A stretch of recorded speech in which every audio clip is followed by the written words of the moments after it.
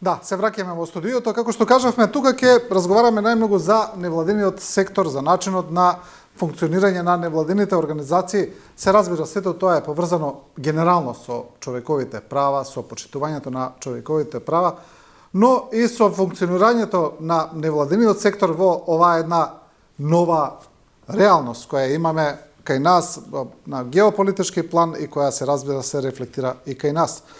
Тука во студиото ја имаме Андреја Угриновска, Сдружение за промоција на женската активност, ТИТ Инк, ако добро кажав. Одлично. Да, и Славчо Димитров од коалицијата Маргини.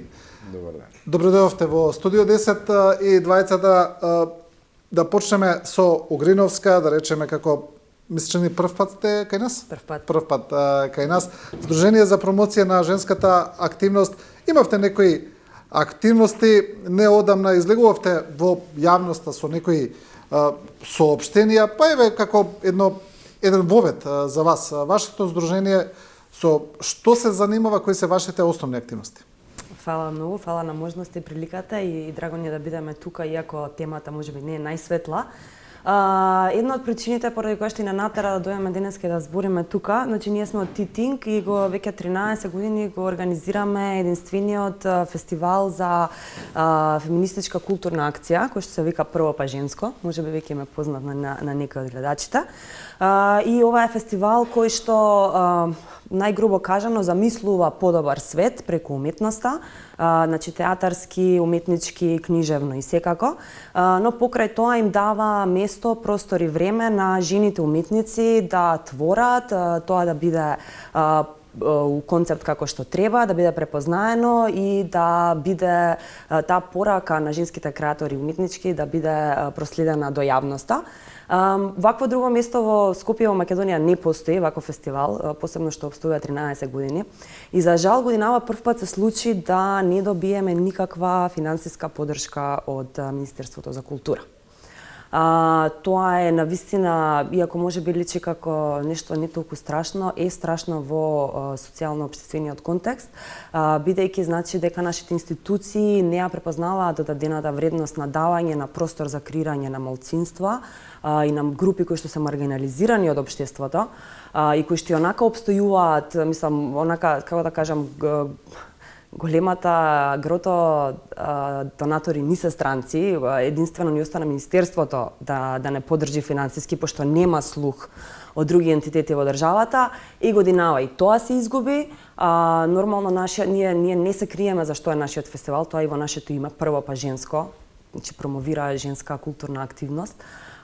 И не добивме никаква поддршка, што значи дека оваа година го реализираме фестивалот целосно со странски фондови, што е големо жалење. Добро, има ли образложение од Министерството за култура зошто е тоа така? Нема, не е ни јасно кои членови се во комисијата, не е јасно напишано. Целиот процес на аплицирање беше доста хаотичен, каде што излегуваше дека документи ни требаат во последен момент, па бркавме по институции, па паѓаше платформата, значи да не ни навлагам на тоа, меѓутоа одбивањето, ние не ни добивме никакво писмено објаснување, едноставно само ги отворивме резултатите, се видовме во табелата дека не сме вметнати, поднесовме жалби, очекуваме одговор, уште не сме го добиле, нити знаеме кој одлучил за тоа, нити знаеме зашто, нити зашто сме заменети со други организации кои што од сега одеднашка приоритизираат културно наследство, кое што е тема што веќе се работи со години и ние можеби бевме единствената организација која што отскокнуваше од тоа и пробуваше нешто различно да пласира во културниот домен, но оваа година тоа не беше препознаено. Да. Добро, Димитров, имате реакции на измените на Законот за основно образование, тие се веќе влезени во собрание, вие да ни кажете за што се работи? Се работи за истреноста и упорноста на оваа власт да спроведува мизогини, патриархални, хомофобични политики кои што имаат за цел да го елиминираат постоењето на родовата еднаквост, кои што имаат за цел да ја елиминираат препознавањето на дискриминацијата врз ЛГБТ и младите и децата во образовниот процес и пошироко во општеството и воопшто да ја оневозможат заштитата на овие деца кои што сите истражувања, сите бројки покажуваат дека се најмногу изложени на насилство, на булинг, на вознемирување и дискриминација во образовниот процес. Од нивните врсници па се до наставниот кадар во училиштата. Зашто станува збор? Пред само неколку месеци по иницијатива на Министерството за образование се направија веќе измени во постојниот закон за основно образование и во законот за учебници. Со тие измени јасно беше идејата дека од тој закон она што се правеше како измена покрај многуте проблематични точки за кои што нема да влегувам сега, реагира и Комисијата зашто дискриминација, тогаш и мрежата зашто дискриминација. Главниот фокус беше ставен во бришење на концептот за родова еднаквост, бришење на дискриминаторските одредби кои што овозможуваат зашто дискриминација врз основа на сексуална ориентација, род и родов идентитет, и бришење на политиките кои што веќе постоеа врз основа на тој закон. Има 2 месеци од кога се направија тие измени без суштинска дебата, без консултирање на релевантните чинители во општеството, ние дознаваме во екот на голема национална трагедија во која што загинаа 60 лица, од кои што неголемиот број млади и деца. Во екот на повторно во рок од неколку месеци силување на младо девојче од нејзини врсници, што прави како одговор оваа влада? Во тој еки кога собранието, замислете, не работи, се само распуштува, меѓутоа се активни за што? Да поднесат Антонио Милошевски и група други партеници повторно предлог измени во забрзана и скратена постапка која што е апсолутно непотребна. И што се предлог измените кои што ги предлагаат? Единствените предлог измени се буквално во сите оние членови кои што останаа во постојниот закон за основно образование, да се избриши родова еднаквост како концепт, да се избриши заштитата на репродуктивното и сексуалното здравје, да се избришат одредбите од Законот за заштита и спречување на дискриминација, кои што се многу пошироки од она што е Уставот, и да се заменат со основите кои што се наведени во Уставот, што е тотален нонсенс. А идејата е сосема јасна.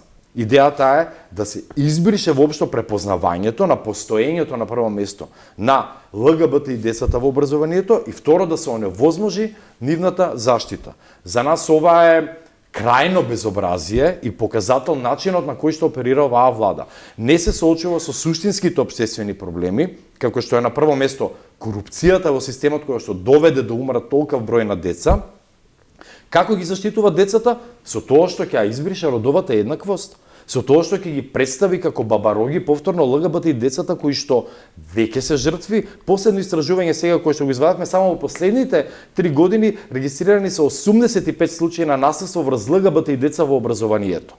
Добро, што би било проблем на вистина место? Еве со родова еднаквост. Што е проблем со родова? Мислам, што е спорно во идеолошки концепт со родова еднаквост? Па ќе ви кажам што е спорно. Како ВМРО ја замислува прашањето на родот и жените, ги замислува како родилки на нацијата, како мајки и како домакинки. Тоа е проблемот. Тоа е она што сака да ги заглави жените да останат да бидат во нашето општество. Концептот на родова еднаквост подразбира дека вие морате да ги разработите и промените по широките општествени структури и механизми, односи на моќ кои што воведуваат родова хиерархија во едно општество. Тоа е проблемот. Тоа се механизми кои што, патем, не ги ние бараме сега, они ги воведат, тоа се механизми кои што државата ги има усвоено преку ратификување на еден куп меѓународни конвенции и одредби кои што според уставот се еднакво образувачки, кои што постојат веќе во македонското законодавство со години.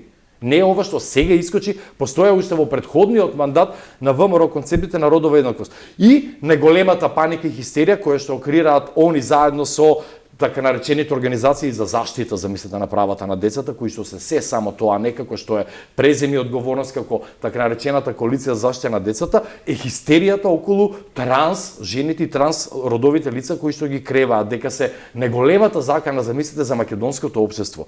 Оние кои што се постојано изложени на насилство и се жртви, кои што ги има во толку мал број, и едноставно за нас тоа е само начин како владата го свртува вниманието од суштинските структурните проблеми кои што ги афектираат и децата и граѓаните во ово општество, преку идентификување на некакви замислени непријатели кои што се изворот на сите проблеми со кои што, замислете, ние во образованието, најголем проблем се ЛГБТ и децата, и то дали ќе се спроведат соодветни политики за унапредување на родовата еднаквост, која што и како ни е потребна. Да ви повторам, во само неколку месеци ние имаме 2 случаи на малолетници кои што силуваат момчиња, кои што силуваат, споделуваат видеа од девојчиња од нивни врснички. Па зашто зборуваме ние овде? Ние имаме сериозни, не само што они не треба да ја бришат, они треба натапани да зборуваат за потребата од родовата еднаквост и рушење на родовите стереотипи во образованието во Македонија. Да, Угриновска, вие спомнавте некако таква конотација дадовте кога објаснувавте за конкурсот во Министерството. Мислите ли дека отприлика иста е причината? Кажавте дека се фаворизираат проекти кои се поврзани со културно наследство и така натаму, дека тенденцијата и во Министерството за култура е иста всушност. Апсолутно, и мислам дека она заради кое што ние бевме конкретно казнети е да го наречам тоа така, е заради тоа што она кое што го работиме е во самото име на нашиот фестивал. Значи, еден човек кога ќе го прочита фестивалот Прво па женско, што контрира на она прво па машко, тоест ако се вратиме во минатото каде што ако првото дете било женско, како да не вреди низиниот живот, боде очи на многу луѓе. И да се надоврзам и на она Славче што го кажа, не е дека владата ги спроведува овие, како да ги наречам, антиродови тенденции и политики сама на себе, затоа што они се многу добро научно подкрепени и напишани на начин на кој што сега баш со Славче зборевме пред да доеме, мислам да се прочитаат тие антиродови публикации и движења, еден човек кој што не е еманципиран доволно може многу лесно да потпадне под нивното влијание. И они сега се регистрирани како граѓански здруженија, невладини организации и одеднаш се креира еден екосистем кој што е многу симпатичен за владачките структури, кои што можат да кажат одеднашка сега сите припаѓате вие на граѓански заедници и зашто ние би ве слушале само вас, а не би ги слушале оние кои што се против политиките кои што вие ги застапувате. И под тој чадор се креира една средина каде што владата мора да пресече нешто на средина. Значи да не задоволи нас и да ги задоволи нив. А тоа е, мислам, како да ви кажам, тоа се две различни страни на една војна. Значи не може да се најде компромис, заради тоа што ако ја следиш едната или другата политика, се градат целосно два различни света. И ние сега сме најдени во една ситуација кај што треба да преговараме и да градиме компромис за вредности и конвенции, кои што, како кажа Славчо, се веќе потпишани, се дел од Декларацијата за човекови права и се дел и од нашиот устав. Мислам, ова не е нешто за кое што можеме да преговараме. Така да се вратам назад на прашањето. Апсолутно мислам дека сме казнети заради тоа што без криење ја поднесовме таа апликација каде што кажавме на што ќе работиме и тоа најверојатно му бодело на некој во очи многу, можеби да го крстевме фестивалот другче, можеби ќе поминавме. Ама не е тоа поентата. Ова се треба да се збори експлицитно, не треба да се крие позади метафори. И ние стоиме цврсто на тој став и во иднина иста апликација ќе поднесеме и името на фестивалот останува и едноставно заради тоа што е сменет екосистемот, ние нема да го смениме нашиот пристап во кој што, мислам, действуваме веќе 15 години. И 15 години Министерството ги препознава нашите барања за финансирање. Ова е прва година да има некаков пресврт. Да. Ако смеам да се надоврзам само на ова надрев во контекст на Министерството за култура. Оваа година на конкурсот Министерството за култура споредбено да речеме со минатите години како одлучувало и кои организации и проекти ги поддржувало, не ги поддржа од целиот тој склоп на независниот културен сектор во кој што работат и Прво па женско како фестивал и во кој што работи и нашиот фестивал, Скопје Прайд Викенд фестивал за квир култура, уметност и теорија, кој што е исто единствениот фестивал кој што работи со квир уметност во Македонија веќе исто 13 години, сме врсници со Прво па женско. Единствените организации и фестивали програми кои што не добија оваа година споредбено со претходните е нивниот фестивал и нашиот фестивал. Значи феминистички и квир, односно фестивал кој што се застапува за промоција на ЛГБТ и уметниците, уметноста, културата и теоријата и знаењето кое што се продуцира. При тоа на останатите организации се разбира за да го неутрализираат теренот, им даваат некои ситни пари со кои што едва можат 20 уметници да донесат и да представат во Македонија, меѓутоа да ја замолчат или да го замолчат можниот гнев кој што ќе настине. Меѓутоа селекцијата на овие две програми ви кажува јасно дека станува збор за една опасно патриархална политика. Феминистички и квир фестивал се елиминирани од она што Министерството го нуди како некаква поддршка. Да нема никакви дилеми тука дека станува збор за некаква случајност или одлучување врз основа на некакви си божемни критериуми кои што они никогаш не ги објавуваат, нити објаснуваат, тури ако ви дадат грант, кои што не прават никаква логика. Добро, немаме веќе време, ве молам навистина за еден кус одговор, по една минута имаме и двајцата. Сега, бидејќи еве се кратат, очигледно дека се стеснува просторот и од државните финансии, знаеме што се случи со УСАИД. Како понатаму, генерално за невладините, ми се чини дека станува се потешко? Да, еве. Ако се, мислам, Да, баш се... еве да дополнам, може ли Европската унија да компензира, да надополни тука? Имаме ли барем такви некакви навестувања? Тоа премногу оптимистично дека Европската унија ќе има капацитет да надокнади сето она што е изгубено преку повлекувањето на USAID и голем број организации кои што посредуваа веќе со фондови кои што доаѓаа од американската влада. Европската унија има должност и голема одговорност да стапи овде, бидејќи организациите кои што се најмногу погодени на европско ниво, не само кај нас, се организации кои што работат со човекови права на прво место, а второ кои што работат со групите кои што се највулнерабилни и маргинализирани во општеството секаде низ Европа. Но не мислам дека Европската унија ќе има капацитет целосно да ја пополни онаа дупка која што ќе настане во граѓанскиот простор преку повлекувањето на овие фондови кои што покриваа голем дел од активностите, барем на оние организации кои што работат со родове еднакво со маргинализирани групи во корпусот на човекови права. Да. А и јас само ќе додадам, мислам, малце нормативно да гледаме на работите. Значи, цело време како невладин сектор сме жигосани, обележани од општествата дека сме финансирани од странски донатори. И тоа си носи со себе што и да си носи. Само да кажам дека секогаш пред да придеме на странски донатори, ние приоѓаме на нашите. Значи на домашните, на националните, со надеж дека ќе имаат слух за нас. И сега одеднаш се случува ова што се случува, пак чукаме на вратата на Европската унија, спасете не. И тоа го вика држава со свој невладин граѓански сектор која што е земја која што сака да стане членка на Европска унија.